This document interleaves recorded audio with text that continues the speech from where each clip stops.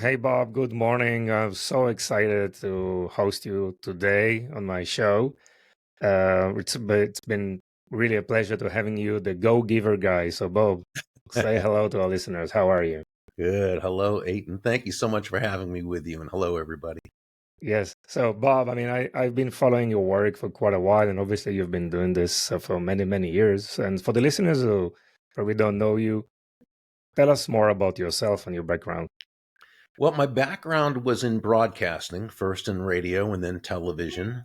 I was a news broadcaster for a very small ABC affiliate in the Midwestern United States, but I wasn't particularly good at it. Wasn't really a journalist, and it wasn't long before I was not in broadcasting, and I got a job in sales to just to make some money. But what I found is I really enjoyed sales. I started to read lots of books and listen to tape. Back then it was tapes. This is 40 years ago when I started, and really loved the personal development aspect of sales. I love the relationship building aspect of sales, and recognizing that if you had a good product or service that you could help people to own, that you could also make a great living. So everything came together in terms of sales, and it was something I have devoted my career to. Nice. So yes, sales. It's something that This is also my personal career. This is where I started as well. Hmm. It's like probably 25 years ago, and we learned initially that sales is not about features and benefits and spray and pray those features. It's all about questioning and listening and trying to build this relationship. What is sales to you, and how is it actually evolved throughout the years? Or maybe it's not. Yeah. Maybe it's the same. Well, I see selling by definition as simply discovering what the other person needs, wants, or desires and helping them to get it. I mean, that basically is sales. The old English root of the word sell was salan, which meant to give. So when Hmm. you're selling, you're literally giving. Now, someone might say, well, isn't that just, clever semantics? And I would say I don't think so, because if you picture yourself in a sales conversation with a prospect, you are selling. So what are you giving when you're selling? Well, I suggest you're giving time, attention, counsel, education, empathy, and ultimately extraordinary value. So when we see selling as that, and we come from that foundational premise, I think we're really on the right track. Now, my basic philosophy, if you will, what I call the golden rule of sales, is that all things being equal, people will do business with and refer business to those people they know, like, and trust. And there's no faster, more powerful, more effective way of eliciting those feelings toward you in others than by genuinely and authentically moving from that I focus or me focus to that other focus, looking to make your win all about the other person's win, which of course you do so well, in your work, helping people to establish and cultivate those kinds of relationships. Yes, thank you, thank you. So, how do you do that? It's usually people who go to sales. They are more, I guess, focused on their own personal career, more ego driven. How do you transform to be more empathetic, more open minded? More focused not on yourself but on others. What are the tips that you can provide to implement? It's not. It's something that can actually quickly perceived by the other side, right? It's not something you can, it's not a technical thing or a process you're implementing. It's your own probably way of doing things, your character. It's something that you develop and nourish throughout the years, right? Yeah, well, let's look at one basic part of what you brought up. And you said, how do you really move from thinking about yourself to focusing on others? And I think the first thing is awareness of why it's actually more beneficial to you to focus on that other person as opposed to yourself. And here's what I used to say when I spoke at sales conferences all over. I would begin often by saying, nobody's going to buy from you because you have a quota to meet, right? They're not going Nice. to buy from you because you need the money. And you know what? They're not even going to buy from you just because you're a really nice person. They're going to buy from you because they believe that they will be better off by doing so than by not doing so. So doesn't it make sense that the best thing you can do for you is to put yourself aside here and focus absolutely on them? And that begins, of course, by asking well, it begins with that genuine interest, but it also begins then by asking questions and really listening, right? Really listening so that you can understand what it is in their head. Because as human beings, we all see the world from our own very unique set of beliefs, right? And Hmm. we tend to think that what we find to be of value is what other people find to be of value. And it's not necessarily so, which is why we've got to be able to ask those questions, really listen, and then gently and tactfully ask for clarification to make sure that we're understanding their needs, wants, and desires. It's really only at that point when we truly understand that that we can then match the benefits of our product or service with their needs, wants, and desires. It's not easy, right? I mean, sometimes people know that they need to ask questions, or they ask the question, and th- after like 15 minutes, 15 seconds, sorry, 20 seconds, they just stop and move to the other question, or just, Yeah, they're eager to say what they want to say, right? So, sure. Well, it's which human it's like nature. counterintuitive a lot for many, many Oh, people. So, yeah, absolutely. It's I mean it's human nature. And so we've got to, and that's where, that's where professionalism comes in. yeah, of And course. that's where learning the trade and learning the skills comes in.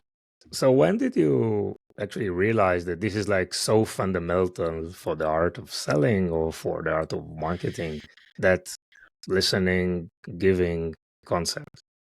Well, I mean, first, I was fortunate to read in books and listen to tapes and go to seminars where the good speakers, writers, authors, that's what they talked about. Hmm. How much more important it was to ask good questions and listen than it was to just spew information, at someone. So I learned, uh, by reading, listening, and watching. But I'll never forget a conversation I had. I'd been in sales for a couple of years, and after a slow start, I was doing quite well, and then I began working for another company, and I was in a sales slump, and I was putting pressure on myself to get out of the slump. And of course, as you know, in sales, when you're in a slump, the worst thing you can do is be focused on yourself and the sale, because again, that's not why people are buying. They're not going to Sure. buy to help me get out of a slump, right? So there was a gentleman at the company where I worked. He wasn't in sales. I think he was in the engineering department or something, and he retired soon after. Nice guy, one of those people who didn't say a whole lot, but whenever he did, it was usually quite profound. So when he asked me, when he said, "Berg, can I give you some advice?" I immediately said, "Yes, please do. I need it." And he said, if you want to make a lot of money in sales, he said, don't have making money as your target. Your target is serving others. Now, when you hit the target, he said, you'll get a reward, and that reward will come in the form of money. And you can do with that money whatever you choose. But never forget, he said, the money is simply the reward for hitting the target. It's not the target itself. Your target is serving others. Yeah, And Eitan, what that said to me was that great salesmanship is never about the salesperson. The great salesmanship is never about the products or services, as important as those are. It's never what the sale's about. Really, it's about the value you're providing another human being. It's about them. We could even probably more accurately say it's about another person's life being better just because you are part of it. And I think that when we come at sales from that foundational premise, now we're really 9 steps ahead of the game in a 10-step game. interesting, interesting. I think when we probably, let's focus on B2B scenarios, right? So, like in the B2B, you have this committee procurement kind of thing, and there Hmm. are like the official reasons why people are buying, and also the unofficial reasons, Right. right? Let's talk about that. When you talk about value and trying to probe for pains and What are the Yeah. real compelling event and drivers? There are obviously the official ones and there are also the unofficial ones. Yeah. So first, let's look at what value is, because we often, and of course on the Go Giver, the first law is the law of value, right? And Mhm. so let's look at what value is, because this is so fundamental, and yet it's a word, it's a term that's used so often, it's almost lost its meaning, right? So Yeah. so let's look at value as it relates to price right here, okay? Because many people think it's the same thing. It's not. In fact, the bigger differential, the better off you are. Price is a dollar figure, or a dollar amount, or it could be pounds or euros or shekels or pesos or whatever. It's the price is the money asked for a product or service. It's finite. It simply is what it is. Value, on the other hand, is the relative worth or desirability of a thing, of something, to the end user or beholder. In other words, what is it about this thing, this product, service, concept, idea, what have you, that brings so much worth or value to another person that they will willingly exchange their money for it, or keep the sale going if it's a complex business to business sale to that next, Hmm. what is it that they find to be of such value that they want to be part of this, right? And so when we talk about value, what we've got to understand is that value is never about what we think is of value. Value is always in the eyes of the beholder. It's what that person does. And Hmm. depending where you are in this enterprise sale or complex sale, different people hold different reasons for it being of value. Your job as the salesperson is to ask the right questions and understand where that person is coming from. And I think it really comes down to that. This is definitely exciting and really interesting thing. So, how do you see this implemented on a direct to consumer scenario? Let's assume an e-commerce or a brand going directly to consumers. Because what I see, for example, two businesses, like two brands in the same niche with the same product serving the same market, they can't use the same marketing messages, they can't use the same marketing methodologies. Each one has its own story and why they started the business, and customer sentiment is also very difficult. They're very and also very different. Sorry, what are the some of the tactics or some of the processes that those businesses can implement, when they launch a new product, when they launch a new brand, right? I mean, they need to establish some kind of a foundational communication or some kind of a sentiment with potential users, right? Mhm. Before actually pitching. Yeah. Well, of course, this is where you come into play Yeah. to a big extent, and you provide that, that unique advantage. But really, I think that it's utilizing the technology to create the personal relationship. And the e-commerce companies that do that best are the ones that thrive, because it still comes down to the relationship. Again, to the point that all things are basically equal, right? Hmm. And so how do you make that person, how are you able to make that person feel special and cared about at every touch point? How do you utilize the technology to further that? See, it's when people use technology as a means to an end that it doesn't work out well. Hmm. It's when people utilize technology to further the relationship, that's when it's fantastic. Yeah. So you took this whole concept of giving and building a relationship before selling to like a new a next level. You actually build a whole methodology, and Yeah, you're thank also you. right. You wrote the Go Giver book, right? And it's obviously an international bestseller. Thank you. What actually? Uh, when did you decide and why you decided to make it such a like a full time job for you and actually build the whole business and foundations around that? It's quite an Yeah. interesting story I'd like to hear. Thank you. Well, I was very fortunate to work with John David Mann, who was my co-author, but really he was the lead writer and storyteller, because The Go Giver is a business parable. Mhm. And so, rather than being a how-to book, most of the books I've written are how-to books. I started out with a book called Endless Referrals back in the 90s. Mhm. Uh, but I always thought it would be terrific if we could take the basic relationship building message and put it into a parable, because I think parables, stories, they connect on a much deeper level, on a real heart to heart level. And I know I'd always enjoyed, since I'd been in sales, always enjoyed reading parables.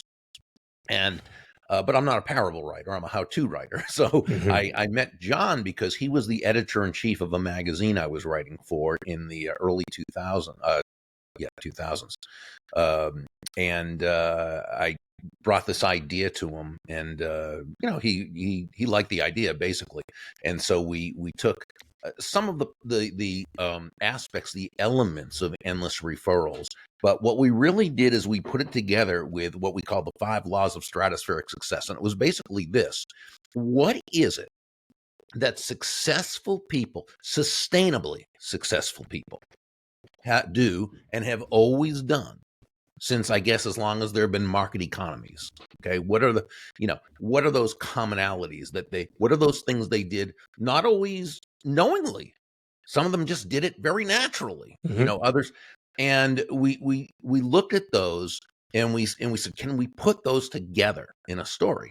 And the law, we call them the 5 laws of stratospheric success, and they're the laws of value, which is basically about what we talked about before. How can you focus on another person's buying experience from the moment you meet that person, from that first connection, that contact, through the relationship building process, the follow up, the follow through, the sales process, the referral process?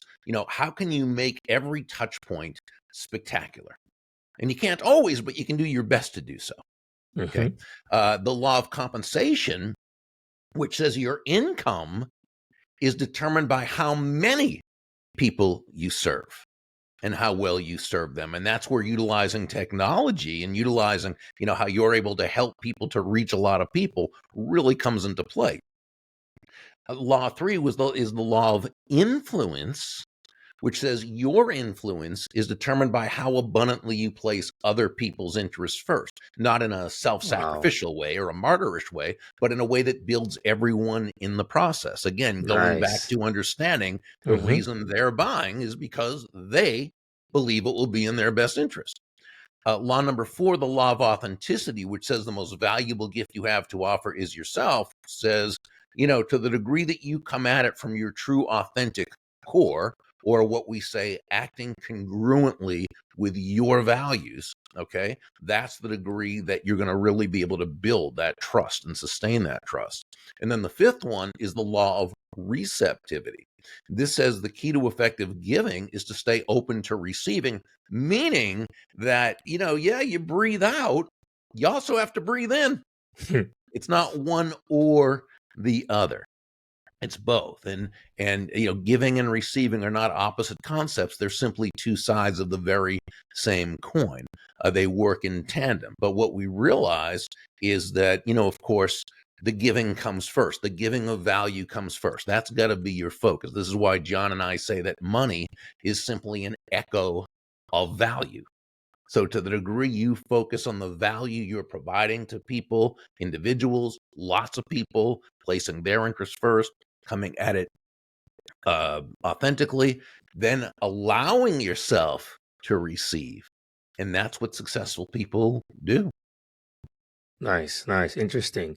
So this is actually the Go Giver methodology, or the methodology Mhm. is something That's in the that's book. the Yeah, methodology. that's actually from the book. Exactly. Those are the Exactly. 5 Okay. laws. So the value is, what is the connection between the values and customer pains?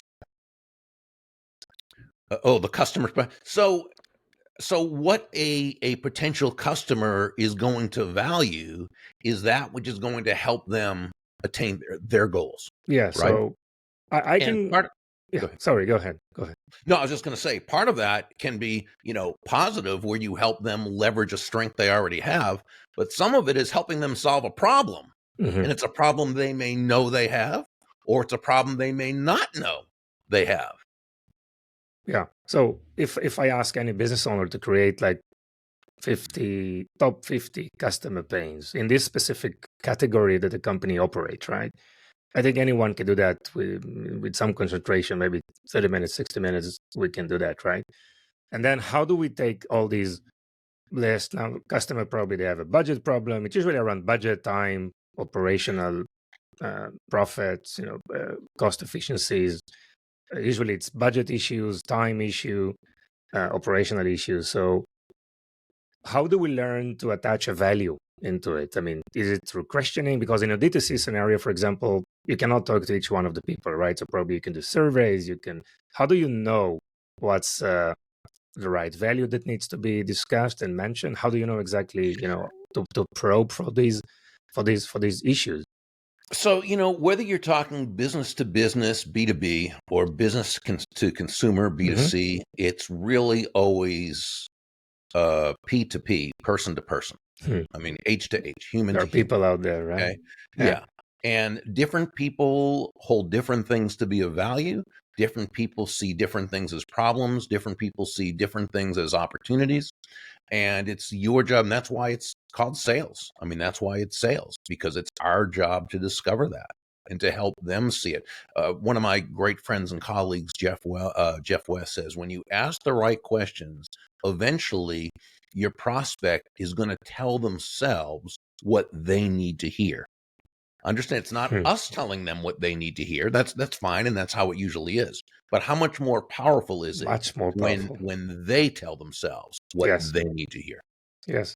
Because if you ask the right question, they're actually giving information, they're thinking, they're Exactly. already investing energy, time, and power into explaining things. So they're investing in building this type of relationship, right? Yeah, and Um, that's why, Aiton, and you make a great point. That's why, to the degree that you do a great discovery, which we believe that is the most important element of the entire sales process, the entire sales conversation, to the degree you do a wonderful discovery, that's the degree that the close becomes very simple, because you're simply asking them to take action on something they've already told you they want to do. mhm. Yeah, and a lot of these methodologies can definitely been implemented in obviously face-to-face business Mhm. meetings type of scenario, but also complete digital experience. With Oh, e-commerce, absolutely. Sure. it's all digital journeys that are there, and it's not just okay, sell, sell, sell. It's just trying to understand why people are buying from you. I think a lot of companies don't know what is the real reason why people are buying Well, the product. that's key, and Yeah. they because they see the reason as being what they see the reason if they were the customer.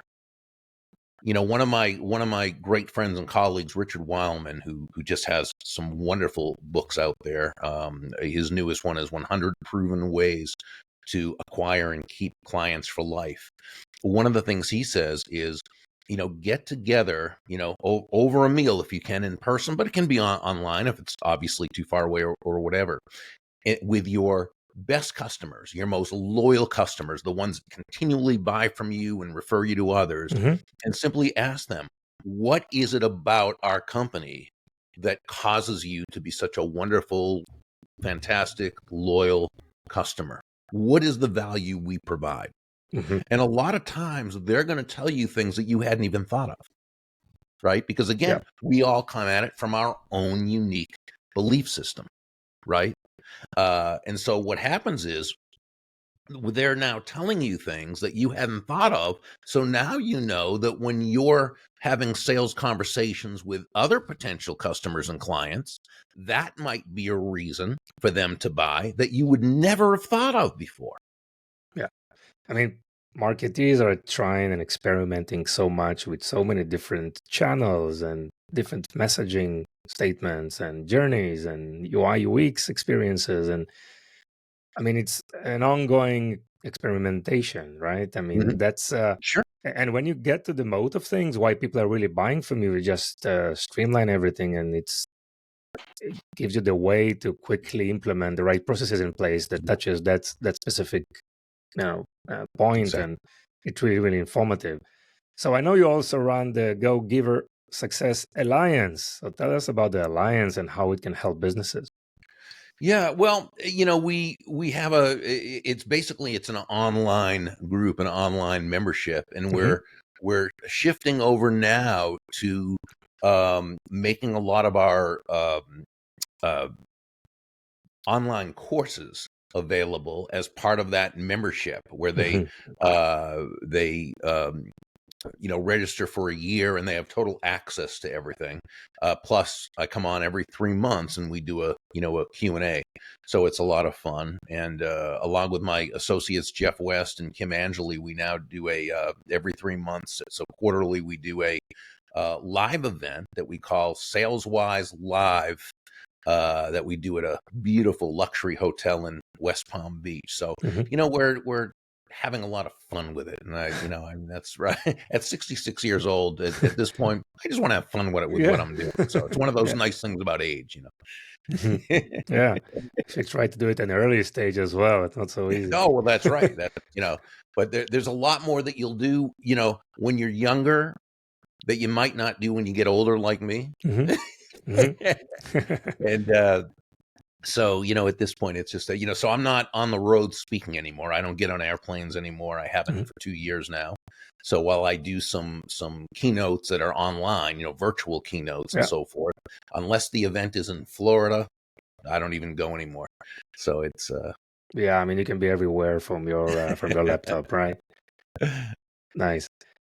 So, Bob, if we need to do a quick summary of various things we've discussed, and in your own word, trying to provide some practical tips to business owners out there, what would be a good and a practical summary of your methodology?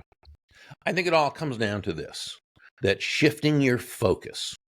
Okay, and I think this is where it all begins. And you and I were talking about this earlier. Shifting your focus from getting to giving. And again, when we say giving in this context, we simply mean constantly and consistently providing immense value to others. Understanding that doing so is not only a more fulfilling way of conducting business, it is the most financially profitable way as well. Wow, interesting. And Bob, how people can find you? Best thing to do is just go to burg.com. And while they're there, they can subscribe to my daily impact email that I send out Monday through Friday mornings. Yes, it's really amazing. Oh, thank you. Great, Bob. Anything else you want to add No, on I just business, on appreciate. life, anything? No, I appreciate being with you and having this discussion. And again, I love the work you're doing, because what it really does is it helps people create that relationship faster Yeah. than they could without you and without your services. So I just ask you to keep up the great work you're doing. Thank you. Yeah, this is the power of video, right? I mean, it's really Yeah, a form of communication and media, which is very, very powerful. And if yeah, it's been doing it in the right way, evaluating the various stages of the company, it can expedite things so fast to actually creating conversion in a really nice way. So, Bob, I really appreciate your time. It was really interesting and a pleasure having you here. Thank you so much. well, thank you.